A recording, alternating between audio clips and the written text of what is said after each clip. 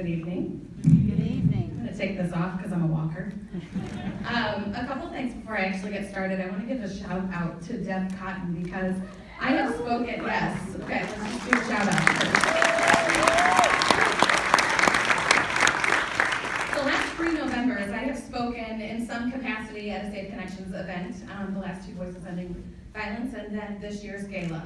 And so what I want to say is that the previous 2 years, Deb was very adamant about keeping me on script, which makes me really nervous and doesn't show my personality. And so this year, when she asked me if I would speak at this, I said, what do you think about that script? And she was like, girl, you don't need it. And I was like, okay, let's go do this thing then.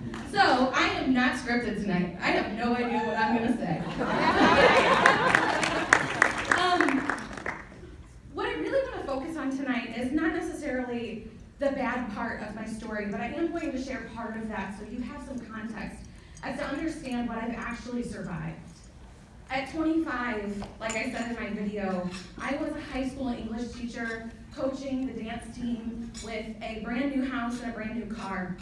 I had everything that I had set out to create in my life, and I was very proud of the person I had become. So when this man came into my life and shredded me of that, in 18 months, I walked out of that relationship with nothing. And when I say nothing, what I mean is, my house was going into foreclosure proceedings. 3 days after I left him, my car was repossessed, and I was unemployed. From a 25-year-old professional to a 26-and-a-half-year-old who had to rebuild completely. I tried to do that for myself for 2 years. I thought, as someone who is very confident, very outspoken, and just driven, that I would be able to do that on my own. And so at the end of those 2 years that I tried this on my own, when I realized that I wasn't doing it in a healthy way, I was self-medicating, I was self-harming. I needed a different outlet, and that outlet became the internet. And I know that sounds crazy, but I needed to get what was in my head out of it. And so I started an anonymous blog. That anonymous blog was the first thing that started to change my life, because in writing it, what happened is a man, a professor from Rutgers University, reached out to me and said, my mom survived abuse, and you could also go to one of these nonprofits. Do you even know that they exist? And I didn't have a clue. One Google search later, I found Safe Connections. One. I called immediately, and to be totally transparent, I didn't think that they would accept me. I didn't think that my story was bad enough. That is the sort of thing that my brain was doing. It was justifying his behavior and telling me that I was even unworthy of the help that I was about to receive. Safe Connections had a 6-month waiting list at that point. So from the time that I got in for my intake assessment to the time that I actually met my individual therapist was 6 months. Still self-harming, still self-medicating, still teaching high school students. From there, the first time that I stepped into Safe Connections, I remember my individual therapist sat across from me, and every 6 months we come up with goals for where we want to be. And in that session, she said to me, where do you want to see yourself in 6 months? And I laughed at her. I said, I just want to be alive. I just want to be alive.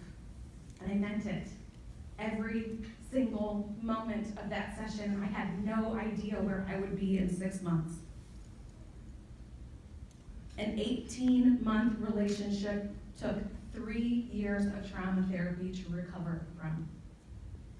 During that time, I learned about the tools that I talked about in my video. They have changed my life completely and are things that I rely on a daily basis at this point. It has been 7 years since I left my abuser. It has been 2 years since I graduated from Safe Connections. And in those 2 years, I have written 2 best-selling books. I quit teaching high school and started speaking publicly this is what I do on a regular basis. It is an amazing gift to be able to do this. And the reason that I'm here tonight is not to talk about me and how cool it is that I have these things in my life, but to say that I could not be who I am today without this organization.